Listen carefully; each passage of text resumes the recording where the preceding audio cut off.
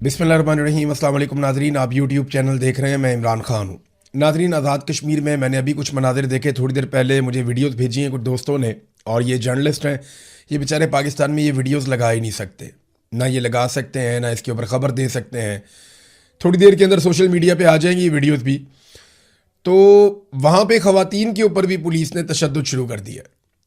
Security forces जो है वो आगे बढ़ रही थी और ख़वातीन वहाँ पे एहतजाज कर रही थी, क्योंकि सिक्योरिटी फोर्सेज हथियार लेकर आती हैं, फिर उसके बाद निहत्ते लोगों पे गोली चल जाती है। तो ख़वातीन रस्ते में एहतजाज कर रही थी और तालिबात थी, ख़वातीन थी, वहाँ पे इकट्ठी थी। उन्होंने कश्मीर के झंडे उठाए हुए थे। तो ना सिर्फ उन पर तशद्दुद किया गया, उन्हें वहाँ से भगाया गया, आंसू गैस की उनके ऊपर शेलिंग की गई, बल्कि उनसे झंडे भी छीन लिए गए आज़ाद कश्मीर के। ये बड़ी तकलीफ दह बात है। मैं जब यहाँ पे लंदन में एहतजाज करने गया था ना, तो मुझे कई लोग मिले और उन्होंने कहा, यार पहली दफ़ा हमारी ख़वातीन को घर से बाहर आना पड़ा है, ये रियासत ने हमारे साथ बड़ा जुल्म किया। तो मैंने कहा जी वो अपने हक़ के लिए एहतजाज के लिए। उन्होंने कहा नहीं, हमारी ख़वातीन, हमारी ये रवायात नहीं, हमारी ख़वातीन बाहर नहीं आती थी, लेकिन इन्होंने हमें मजबूर किया, ख़वातीन को मजबूर किया कि उन्हें बाहर आना पड़ा एहतजाज करने के लिए। इतना ज़्यादा जुल्म किया जा रहा है। तो ये मनाजिर मैंने खुद देखे हैं अभी। अब मिसाल मलिक साहबा को लाया गया, उनको लाके एक प्रेस कॉन्फ्रेंस करवाई गई। गो कि वो ये बात कर रही थी कि पुरअमन तरीके से बैठ कर इस मसले को हल करें। जंगों के बाद भी ये मसले बैठ कर ही हल होते हैं। वो ये बात ठीक कर रही थी, गलत नहीं कर रही थी। यही बात मैं पहले दिन से कह रहा हूँ। जब खून नहीं बहा था मैं तब भी कह रहा था कि बैठ जाए ना, बैठ के बात करें। कोई ये दुश्मन मुल्क तो नहीं है, पाकिस्तान है, हमारे अपने लोग हैं, हमारी अपनी फोर्सेज हैं, कश्मीरी भी हमारे भाई हैं। तो ये तो नहीं हो सकता कि आप उनको गोली की ज़ुबान में बात करें, जुल्म और जबर का सहारा लें। अब वो कहते हैं 100 से ज़ायद लोग हमारे शहीद हो गए हैं, वो ये भी कहते हैं हमारी लाशें गायब की जा रही हैं। तो मिसाल मलिक साहबा आई हैं और उन्होंने आकर फ़ौज को कहा, जी फ़ौज की तो कोई जिम्मेदारी नहीं है इस सारे मामले में।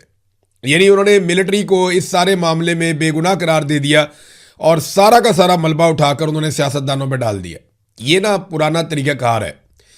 मिलिट्री एस्टेब्लिशमेंट हमेशा जब गंद मारती है ना, तो उसके बाद अपने बंदे लॉन्च करती है जो आकर ये प्रोपेगेंडा करते हैं कि इसके अंदर मिलिट्री का कुछ लेना देना नहीं है, ये तो सियासतदानों की गलती है। आपको याद है पाकिस्तान टूटने पे जनरल बाजवा का स्टेटमेंट।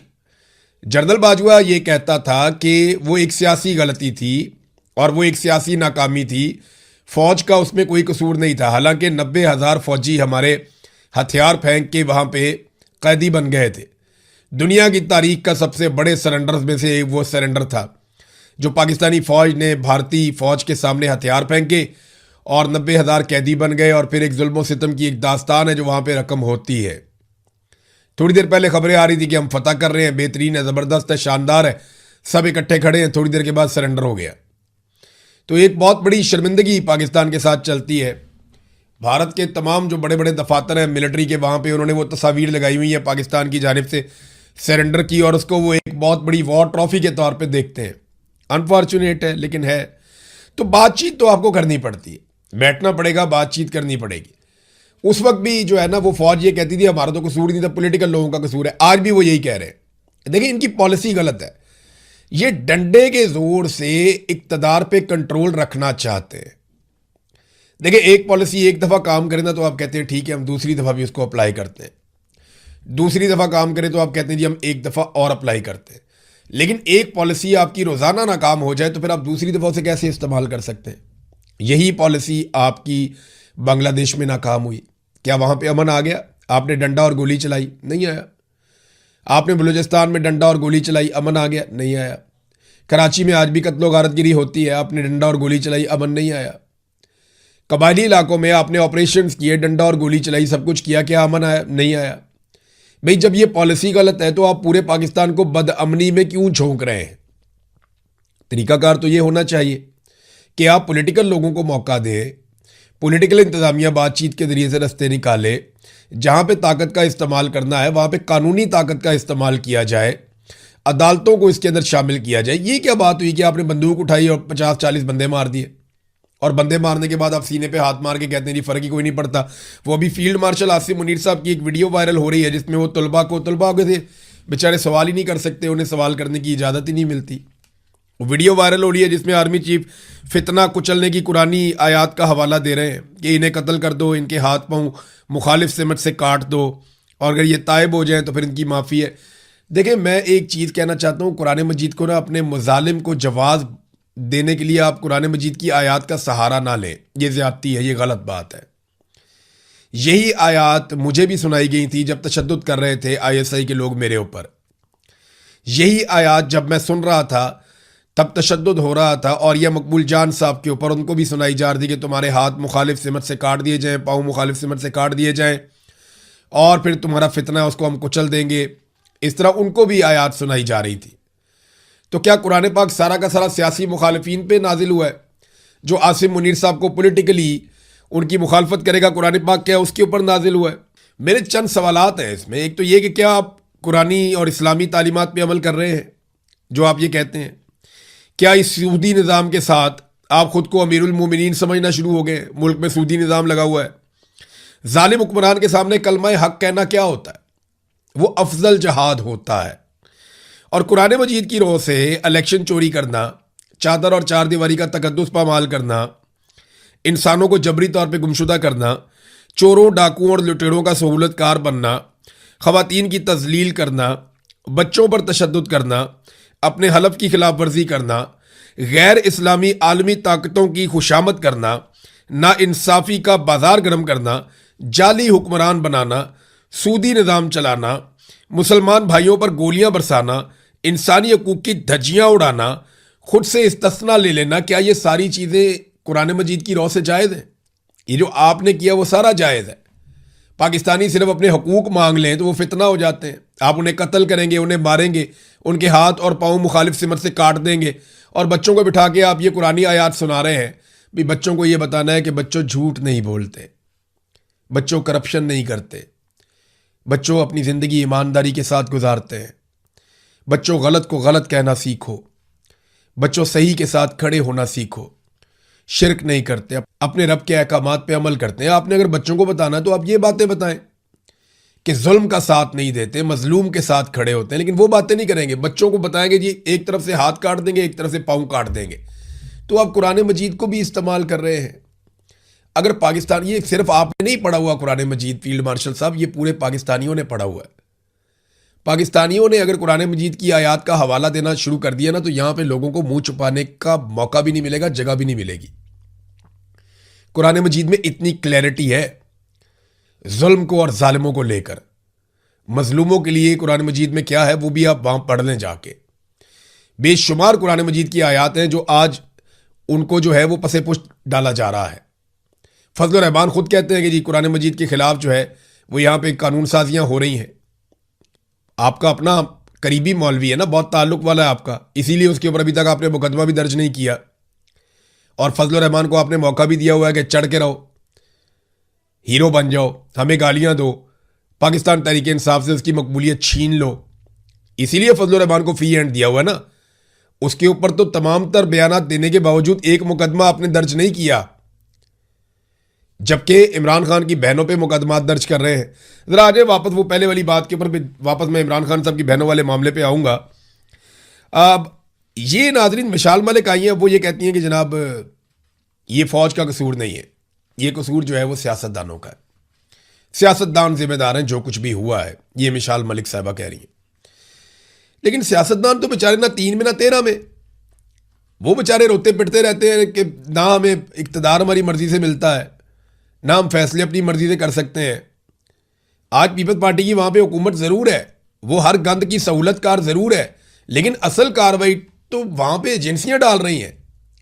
असल कार्रवाई जो है वो तो मिलिट्री एस्टेब्लिशमेंट डाल रही है। अपने इक़्तिदार को दवाम बख्शने के चक्कर में हर जगह पे इन्होंने जुल्म किया है, और अब जितने बंदे शहीद कर दिए गए हैं ये किसके खाते में डाले जाएंगे? भी किसी का तो सर लिया जाएगा ना। 100 के करीब बंदे जॉइंट अवामी एक्शन कमेटी के मुताबिक उनके शहीद हो गए हैं। अब ये किसी के सर में तो जाएगा। और देखें मजाक कैसे उड़ाते हैं। अबसार आलम को देखें, अच्छा खासा सीनियर जर्नलिस्ट था, बाद में सरकारी मुलाजिम बन गया, फिर ऐलान किया कि मैं कभी भी दोबारा सहाफ़ी नहीं बनूंगा। अब वो ये कह रहा है कि ख़वातीन को और बच्चों को जॉइंट अवामी एक्शन कमेटी वाले ढाल बनाकर इस्तेमाल कर रहे हैं ताकि वो मर जाए। कैसी बेशर्मी और डिठाई है। भाई कौन सा बच्चा या खातून उन्होंने आगे की जिसको गोली लग गई? जितनी गोलियां लगी वो कश्मीरी नौजवानों को और बुजुर्गों को लगी हैं। वो तो जैसे ही उनको पता चलता है कि क्रैकडाउन हो रहा है या होने वाला है, वो सबसे पहले अपनी खवातीन को और बच्चों को महफूज बनाते हैं। ये कैसी बेशर्मी है और बेगैरती वाला स्टेटमेंट है। यानी मुझे समझ नहीं आती कि ये कैसे लोग हैं, इनके सीने में दिल ही नहीं है। वहां डी चौक में लाशें गिर रही थी, लोग मर रहे थे और ये ठट्ठे उड़ा रहे थे, मजाक उड़ा रहे थे और ये साबित करने पर तुले थे नहीं जी नहीं कुछ नहीं होया।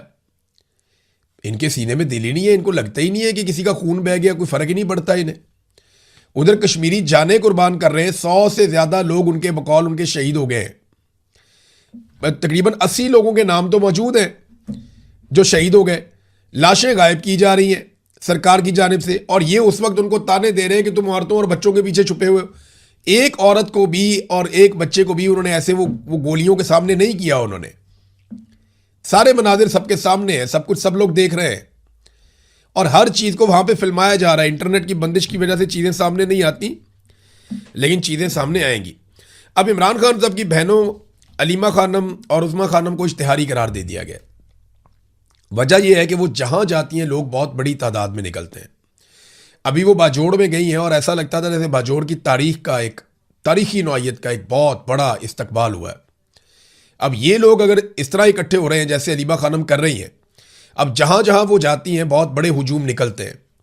अगर यही लोग अपने अपने एमपीएज और एमएनएज के साथ चल पड़े और एक बड़े हुजूम की शक्ल इख्तियार करें, तो 4-5 लाख लोग अगर चल पड़े इस्लामाबाद की तरफ, ये सवाल ही पैदा नहीं होता कि कभी अपने पैरों पे हुकूमत खड़ी रह पाए।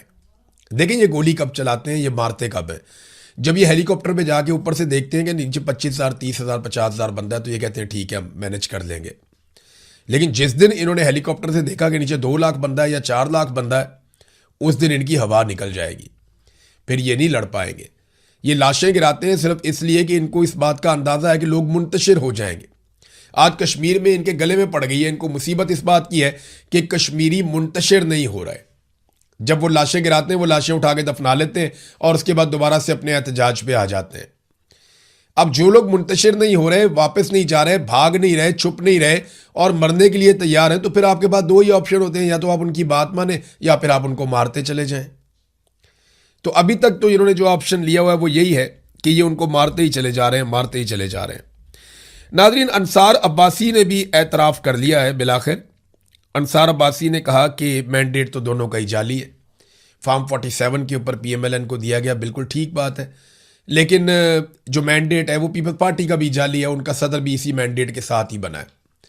साथ ही उन्होंने तहरीक इंसाफ के लोगों को गालम गलोच वाला कहते हुए कहा कि जनाब वो आरटीएस वाला इलेक्शन था 2018 का। अपने आप को ये तहकीकाती सहाफ़ी कहते हैं, ज़रा थोड़ी तहकीकात करें और हमें बताएं कि आरटीएस बैठने से पहले किस जमात की सीटें ज़्यादा थीं और आरटीएस बैठने के बाद किस जमात की सीटें बढ़ गई थी। सिर्फ ये पता कर लें। देखें ना, आरटीएस अगर इमरान खान के फ़ायदे के लिए बैठाया था तो इमरान खान की सीटें बढ़ जानी चाहिए थी आरटीएस बंद होने के बाद, लेकिन उसकी सीटें आरटीएस बंद होने के बाद कम हो गई। फिर ये चेक कर लें, ज़्यादा पटिशन्स पीएमएलएन ने और पीपल्स पार्टी ने डाली थी धांधली के खिलाफ, या ज़्यादा पटिशन्स पाकिस्तान तहरीक इंसाफ ने डाली थी धांधली के खिलाफ 2018 के इलेक्शन में। अपने आप को तहकीकाती सहाफ़ी कहते हैं और एक पॉलिटिकल पार्टी के वर्कर बने हुए हैं और कुछ भी नहीं है। अभी बिलावल ने नूरा कुश्ती की है पीएमएलएन के साथ, तो नूरा कुश्ती भी इनसे बर्दाश्त नहीं हुई और ये नवाज शरीफ के हक में, नवाज शरीफ की सपोर्ट में निकल के बाहर आ गए। मेरी समझ से बाहर है। इतनी इनकी उम्रें हो गई हैं, इतना अरसा इनको सहाफ़त करते हुए हो गया, ये सही को सही और गलत को गलत नहीं कह पाते। और जो पॉलिसी, असल में जो बातें हैं ना, जो चीज़ें हैं जिन पे बात करनी चाहिए, वो जबरी गुमशुदगियाँ हैं पाकिस्तान में, वो जुल्म और बर्बरियत, इंसानी हकूक़ की पामालियाँ हैं जो पाकिस्तान में हो रही हैं। ये आमना मसूद जंजुआ साहिबा कितने सालों से एहतजाज कर रही हैं, कितने सालों से एहतजाज कर रही हैं। आज मसूद जंजुआ और फैसल फराज को जबरी तौर पे लापता हुए लगभग 21 साल हो गए। जुलाई 2005 में मुशर्रफ के दौर में इन दोनों को लापता किया गया था। अच्छे लोग थे, दीनदार लोग थे, अगवा कर लिया, लापता कर लिया। आज तक इनका पता ही नहीं चला। आपने इंडिया की फिल्म देखी होगी, आजकल लोग बहुत उसकी बात करते हैं, सतलुज मूवी, जिसमें वो एक सिख था, वो आवाज़ उठाता है, फिर वो लापता कर दिया जाता है, फिर उसे कत्ल कर दिया जाता है, फिर उसकी आज तक लाश नहीं मिली। उसकी बीवी लापता अफराद के लिए आज भी आवाज उठाती है। यही कहानी पाकिस्तान की भी है। मसूद जंजुआ साहब के साथ भी यही हुआ था और उनकी बीवी आज तक आवाज ही उठाती है। उनकी लाश भी नहीं मिली, पता ही नहीं चला। सिमीदीन बलोच, उसके वालिद का पता ही नहीं चला, लाश भी नहीं मिली। भारत बलोच के वालिद की तो लाश मिल गई थी मसक शुदा, लेकिन सिमीदीन बलोच के तो वालिद की लाश भी नहीं मिली। हाँ, लेकिन कुछ लाशें मिली हैं, आज भी मिली हैं। बलूचिस्तान में जिन मजदूरों को अगवा किया गया था, जिनका ताल्लुक पंजाब और खैबर पख्तूनख्वा से था, ये तो बेगुनाह लोग हैं ना, बेचारे अपना काम करने गए हुए हैं और इस भरोसे पर गए हुए हैं कि रियासत उनका तहफ़्फ़ुज़ करेगी। उन्हें भी कत्ल कर दिया गया। यानी जिन्हें लापता किया गया था, अगवा किया गया था 2 दिन पहले, 6 मजदूरों की लाशें मिल गई हैं। अब मेरा सवाल ये है कि फिर आप बाजियाब किसको करवाते हैं? कोई एक वाकया बताएं, कोई एक जगह बताएं जहां पे मगवियों को बाजियाब करवाने में पाकिस्तान की सिक्योरिटी फोर्सेस कामयाब हुई हों। इतनी कमांडो ट्रेनिंग, इतना सारा पैसा, इतने सारे हथियार, इतना सारा जदीद साजो सामान, ये सब कुछ लेकर देने का क्या फ़ायदा है जब कभी भी आप किसी को बाजियाब नहीं करवा सकते? साबिक वज़ीर आज़म यूसुफ रज़ा गिलानी का बेटा अगवा हो गया था और बाजियाब नहीं हो सका, वो किसी हादसे के नतीजे में छूट के निकल के आ गया था। तो ये बाजियाब तो उसको भी नहीं करवा सके थे।